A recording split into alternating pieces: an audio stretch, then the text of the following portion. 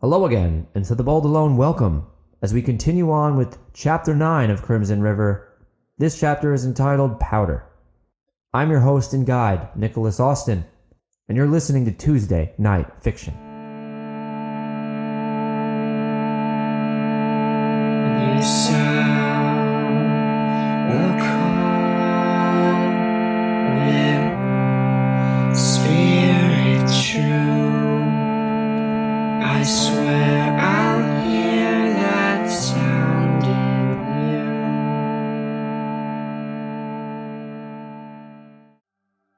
William and Judith got to know each other very intimately in the days following their wedding.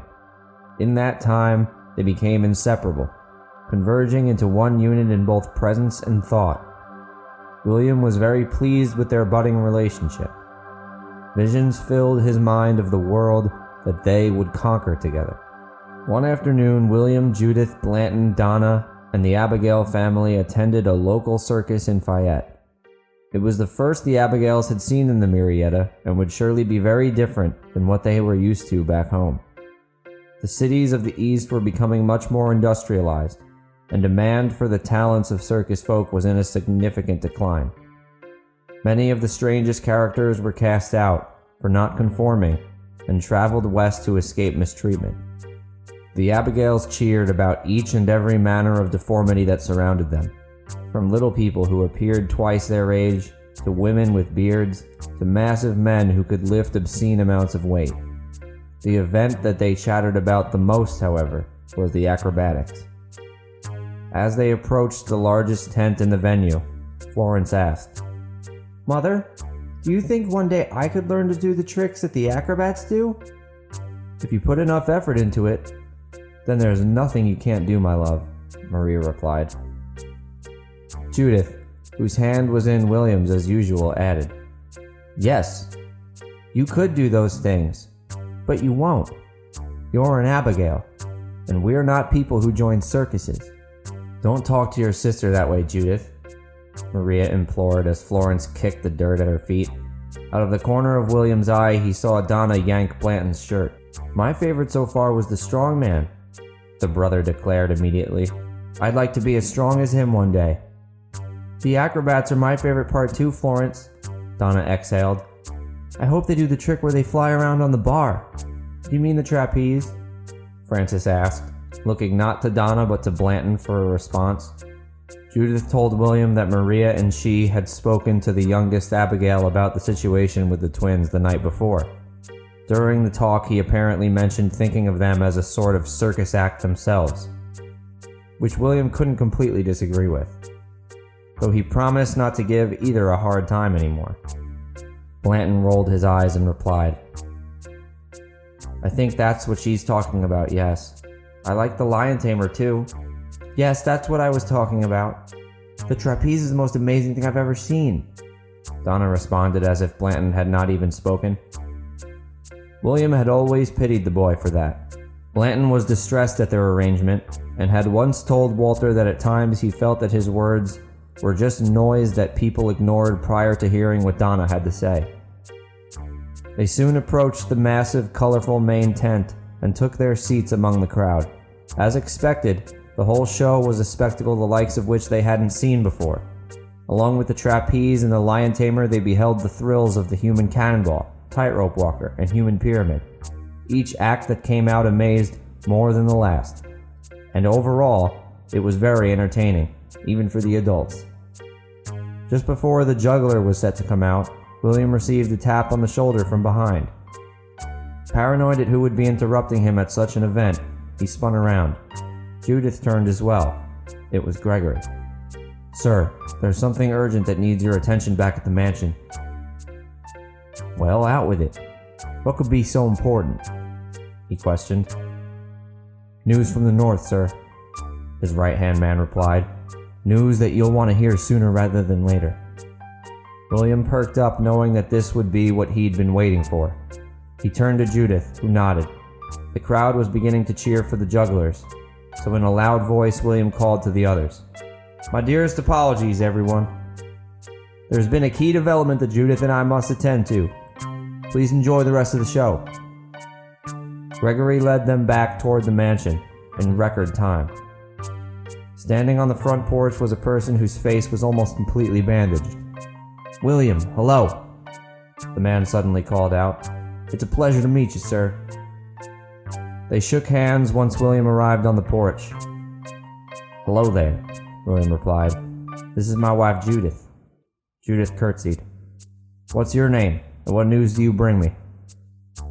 "My name's Colin McCormick, and this is my assistant, Frankie Covington, sir," the man answered, pointing to the very young man who stood behind him and briefly waved.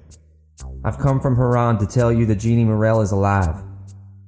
I saw her myself, but I did not have the resources I needed to capture her.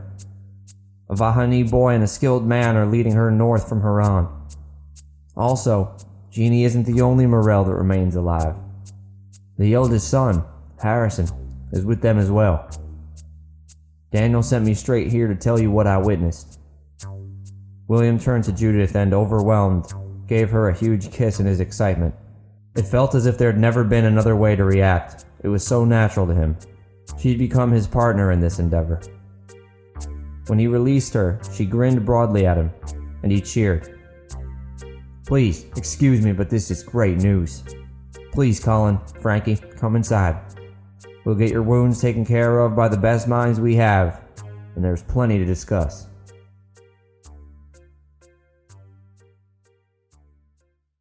So we got to see Fayette's circus, or at least a little bit of it, as William Keegan has now received the news that Jeannie and Harrison Morell are alive, and they were discovered in Haran. For him, it's time to celebrate. For us, let's move on to part 2 of 5.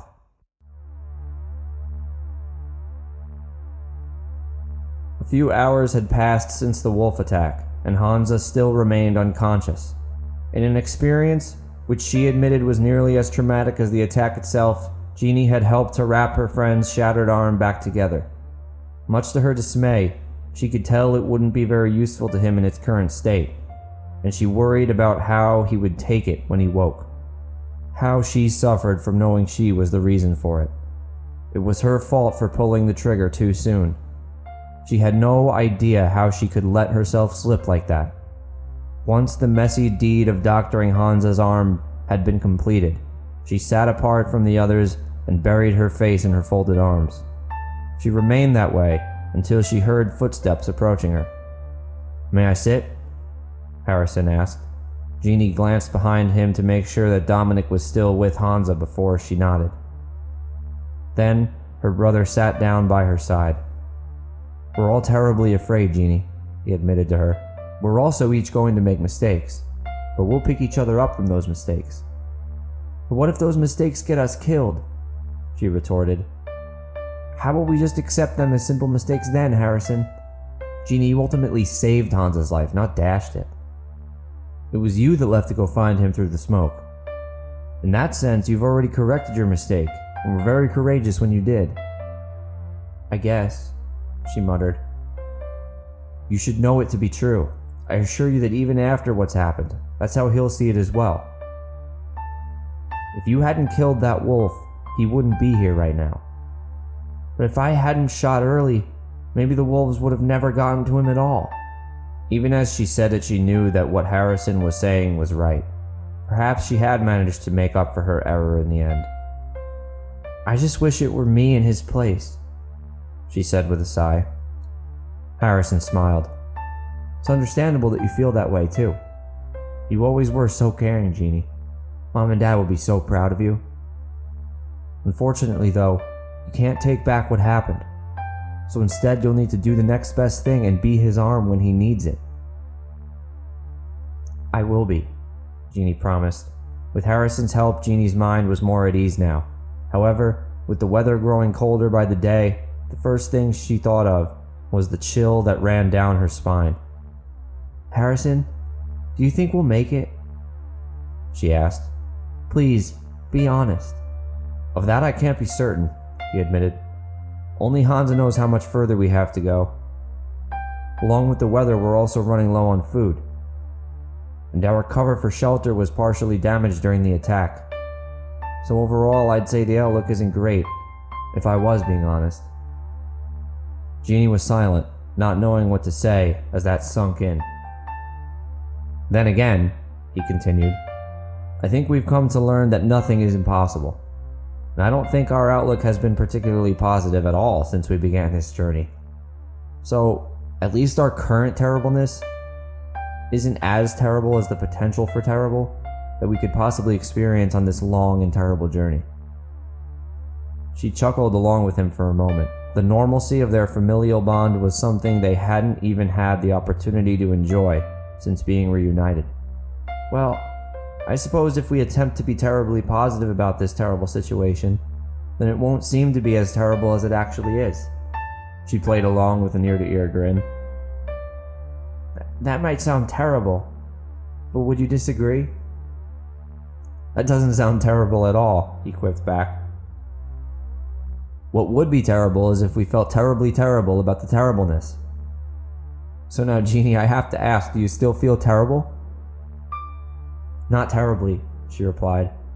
Harris interrupted in laughter, which was echoed by Jeannie. Just a moment with her brother and she felt more positive than she had in days. The Kennedales would never know how grateful she was to them. A few minutes later, Dominic approached them. Hanzah is awake, he said. Jeannie turned to Harrison excitedly, now confident in her ability to help her friend through this. So as can be expected, Jeannie is very upset. She feels she let Hanzah down, and Harrison came to her side to help. Fortunately, Hanzah has awoken though, so we'll get to see his side of things next in part 4. This was part 2. Let's continue on to part 3.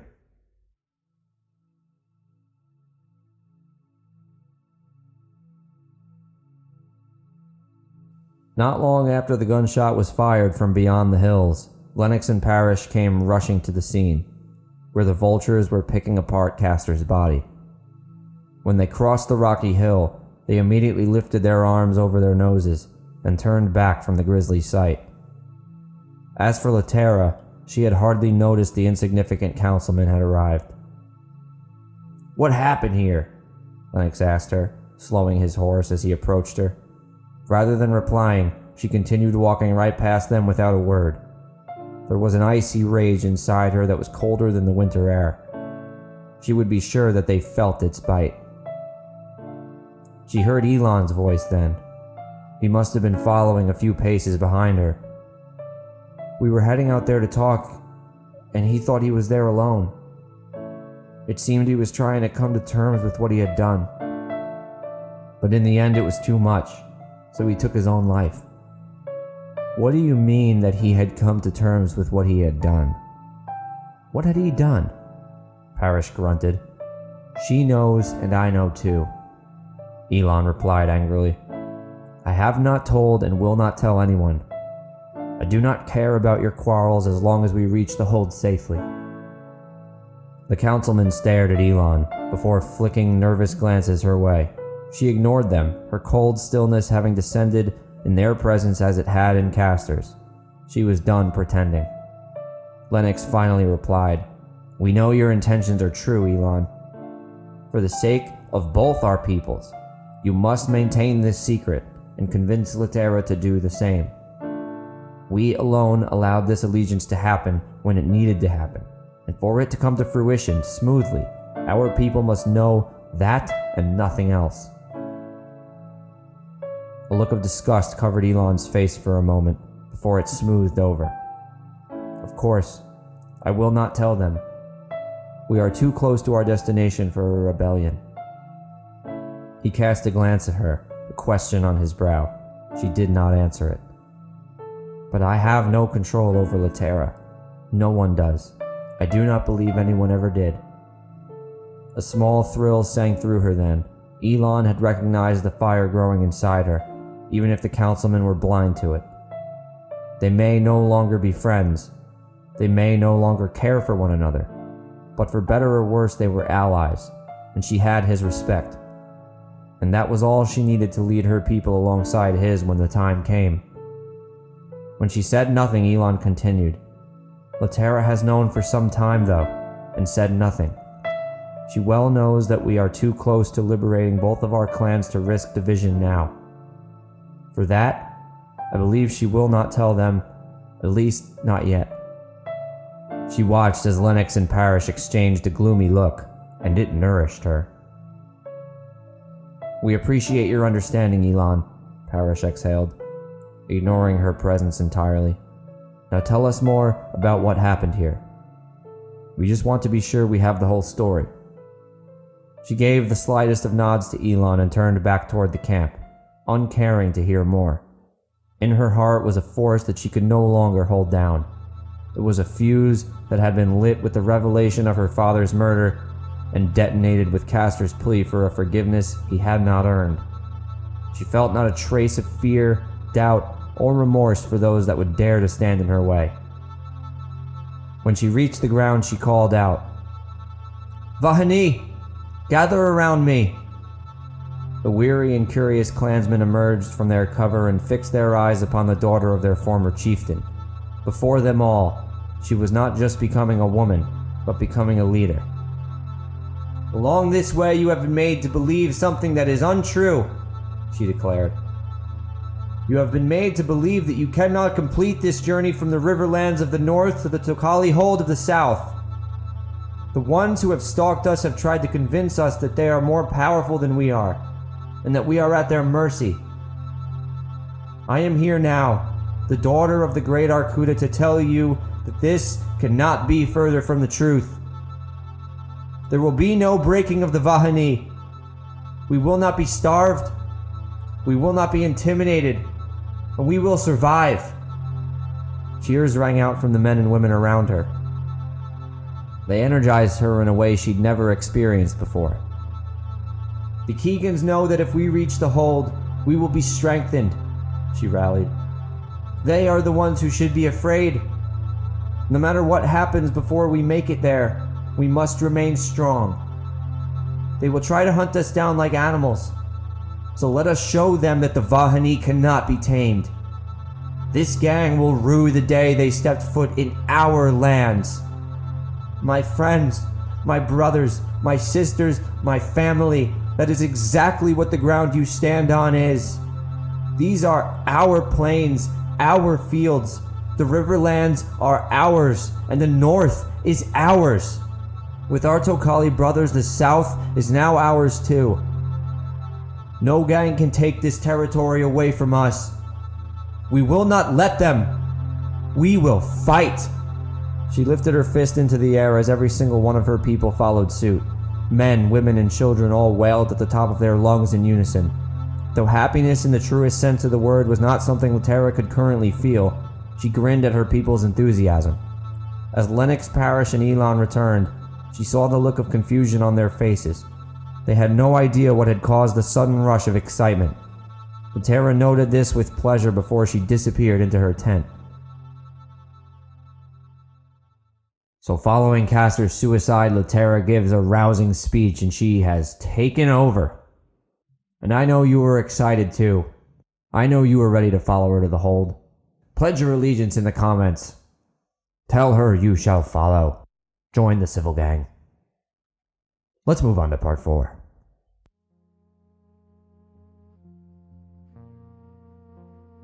At first, everything was fuzzy for Hanzah. He looked up and could see 3 people sitting before him. Once his focus returned to him, he could see it was his parents and sister. He sat across from them in a room with his arms folded on a table. "Where am I?" he asked in a daze. "You are home," his mother replied warmly. He shook his head in confusion. "But Mama, Father, how can this be?" "Because you are always home, son," his father Arcuda replied, "and we will always be with you." Hanzah looked up at his father and finally began to rejoice that his family was around him. With a glimmer of hope, he nervously asked, "So, was it all just a dream?" His family all laughed together and looked back at him. He wondered why they ignored his question, but things suddenly began changing. The room was once again becoming blurry, and his family was slowly fading before his eyes. In desperation, he reached out toward them. However, his forearm was also beginning to disappear. In the madness, he was overcome with a sharp pain, and just as his horror reached its peak, he opened his eyes with a gasp. He was back in the cold. The three people that he could now make out were Dominic, who was sitting beside him, and Jeannie and Harrison sitting apart a little distance away. The pain, the likes of which he had never felt, remained. The panic from his dream did not end either, as he looked down at his broken forearm. For a moment, he lost sight of what was the nightmare and what was reality. "Don't be afraid, Hanzah," Dominic assured him. "You're going to be all right. Just give me a moment to get the others." Hanzah grew emotional as he recognized the futility of his situation. How would he make it through the perils they would surely face without the use of his arm? When the others approached him, he did find some small relief that he could actually touch the people who were in his presence this time. "What happened?" he asked, only partially wanting to hear the answer. "The wolves," Dominic started. "One of them got a hold of you. I'm sorry, my friend. I tried my best to distract them and fend them off. Do you not remember?" "It is hazy, but I remember parts," he replied. "Dominic shouldn't be apologizing," Jeannie jumped in. "It was my fault the last wolf was able to get us. I was afraid, and fired the shot before I should have." This confused Hanzah. "Actually, one of the only things I clearly remember is you saving my life, Jeannie," he recounted. "I thought I was finished when you appeared out of the smoke and downed the wolf that had me in its jaws." Jeannie smiled with Harrison. "Well, if you need anything at all, please just ask," she pleaded. "We're family now, and we're here to get you through this." "Speaking of getting through this," Harrison changed the subject. "I know you're just waking up from an awful experience, and I can't imagine what must be going through your head. What happened has delayed us quite a bit. With our supplies dwindling and conditions in these mountains worsening, we must continue on as soon as possible, or I fear we won't make it the rest of the way. I'm not sure how organized your thoughts are at the moment, but do you know how much further we should have to go to your uncle's camp?" Hanzah pondered the remaining distance. "I would say we're about another day away now," he explained. "We might have been able to make it by this evening originally, but with the wolves having set us back, I think we might be able to arrive by tomorrow morning or afternoon." "Well then, if you're up to continue, we should get moving now," Harrison said. "The clouds are growing dark this afternoon, and we can't afford to extend this trip any longer than it already has been." "Like Jeannie said," Dominic added, "we're at your service completely, Hanzah. Whatever it is that you need assistance with, we'll give it." Hanzah felt gratitude for a moment to have made such true friends so quickly after he believed himself alone in the world. "I am ready to continue." As Harrison had mentioned, the sky was quickly darkening. For the remainder of the day, they trekked the sloped path in horrific storm conditions. Through snow, dirt, and intense winds, Hanzah pushed on, exerting himself as much as his body could handle. He thought of his Uncle Oren and other relatives who would welcome him when he arrived. If nothing else, he felt that just being near family again would bring him peace. It was his main motivation now to fight through his exhaustion. By the time the evening came, his face was icy and frostbitten. They had made great progress through the day, and he indicated to the others that they were drawing closer. The storm, however, was also at its most intense at this time, with thunder and lightning raging through the clouds. The enormous sound of each flash echoed through the entire mountain range as if they were captured in a glass. Hanzah's ears rang as the comrades were forced to shout for communication. "Should we rest?" Harrison yelled out. "It doesn't seem safe for us to be out in this weather for too long." "I think that's a good idea," Dominic called back. "Let's set up." Suddenly, the loudest strike of the evening blared overhead. The sky lit up blue as a massive bolt impacted the mountain beside them. When it hit the cliff, a plume of snow burst into the air. Hanzah's heart sank as he saw that more snow was now rapidly flowing downward in their direction. "Avalanche!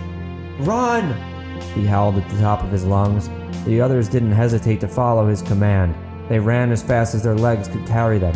At some point, however, there would be no outrunning the rushing snow. "We must stay together!" Dominic cried, making the connection that the snow was bound to hit them.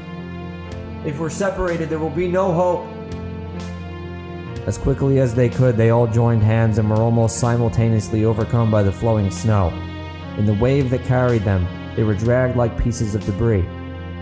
Hanzah held onto Dominic's hand for as long as he could, but with his stronger arm broken, the force was too great to maintain his grip for long. He soon became separated from the others and felt his consciousness fading. Sometime later he came around. The avalanche had ended.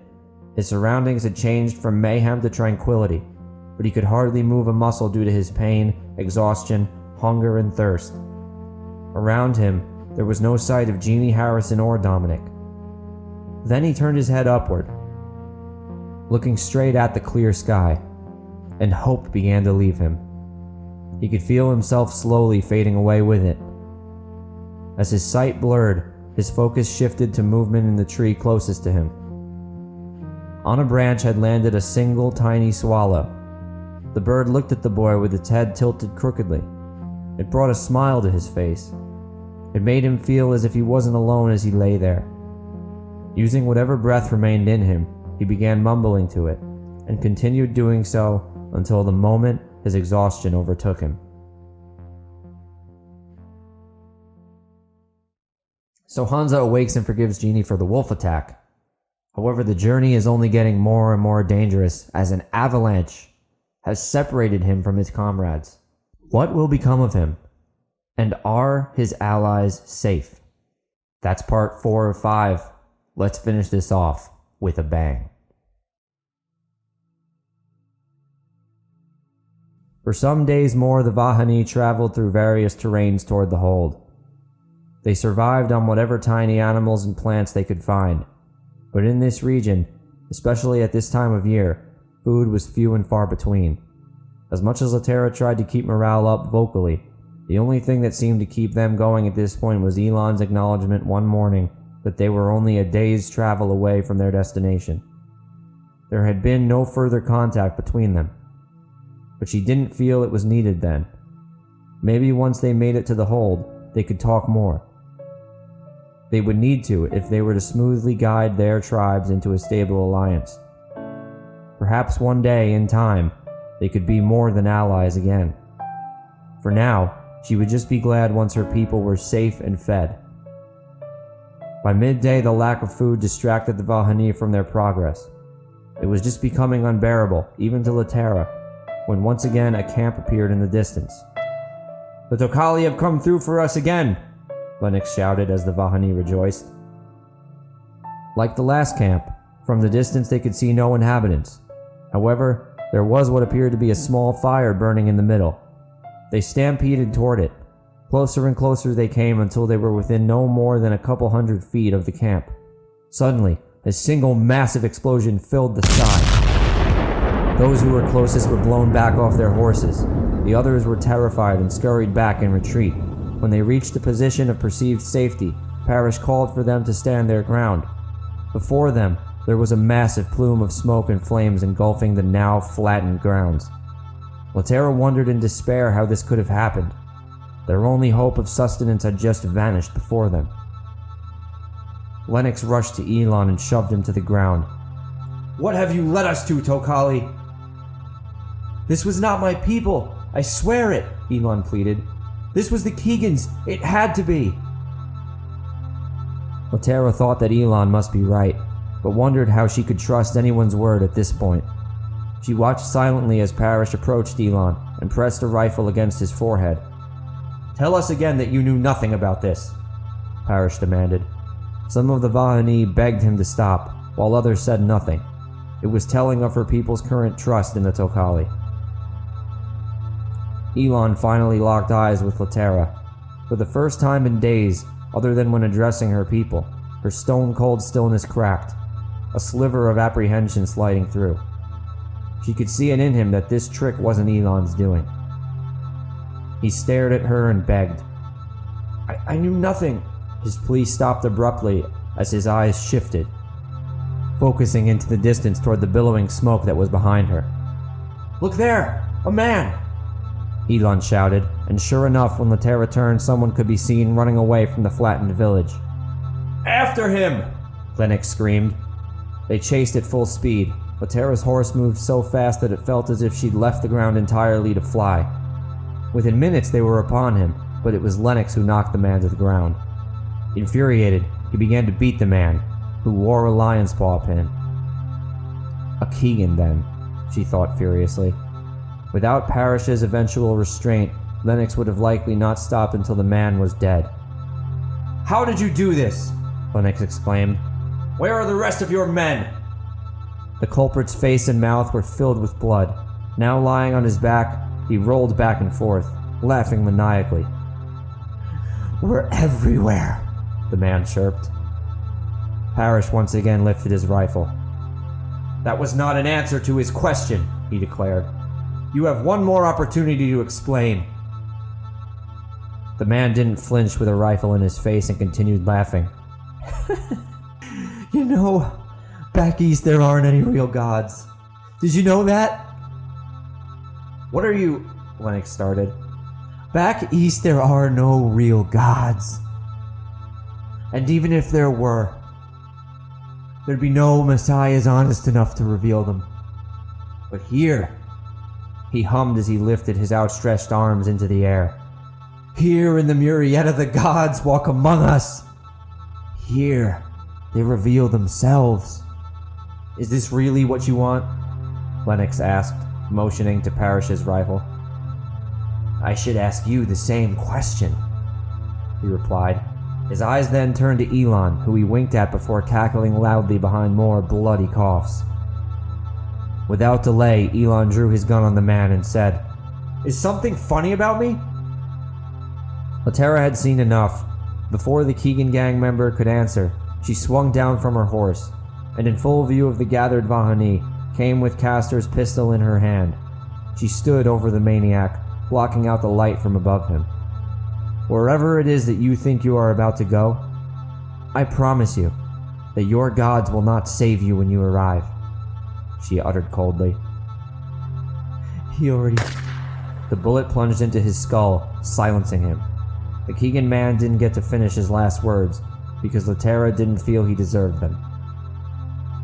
All the others stood quietly watching her. "We must go now," she declared. "There is no telling how far behind they are, so we must hurry.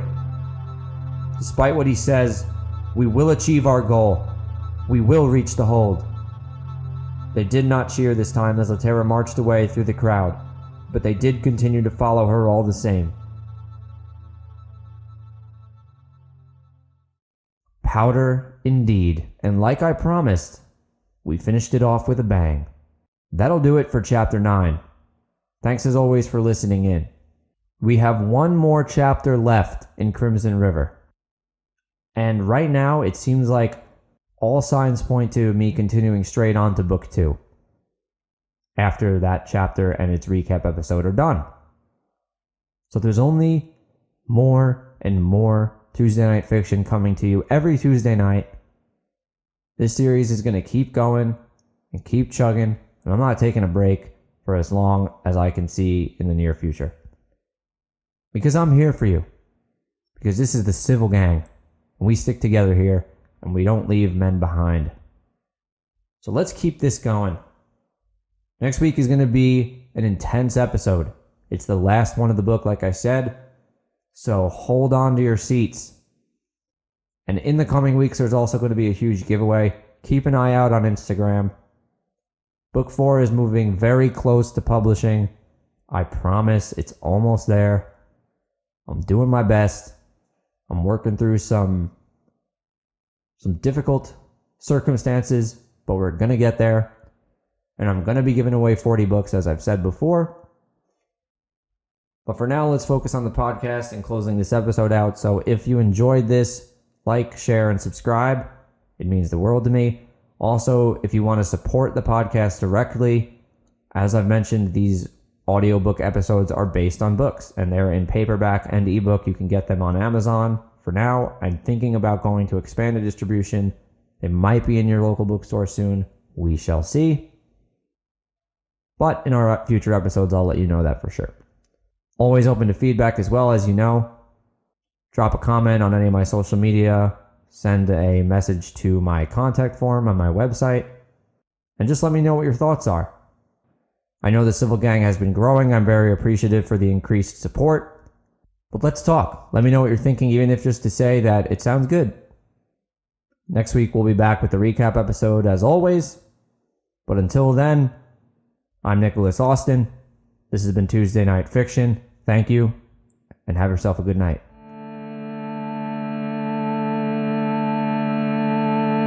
You sound will call you spirit true. I swear I'll hear that sound in you.